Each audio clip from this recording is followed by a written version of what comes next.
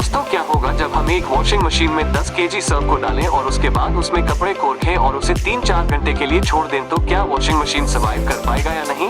चलो सब्सक्राइब करो पहले। हाँ जल्दी करो, मुझे पता है कि आप लोग नहीं करते, वीडियो देखते लेकिन सब्सक्राइब नहीं करते। लाल कलर का बटन नहीं से दबाओ, जल्दी दबाओ फिर मैं शुरू करूँ। दबा दो जल्दी, दबा दिया, घंटी में दबा दे। सबसे पहले उन्होंने एक वॉशिंग मशीन के बाद उसमें कपड़े को रख दिया गया, तो अब बारी की वॉशिंग मशीन को 3-4 घंटे के लिए होने की। तो दोस्तों जब वॉशिंग मशीन को 3-4 घंटे छोड़ने के बाद देखा गया तो वॉशिंग मशीन पहले की तरह ही वर्क कर रही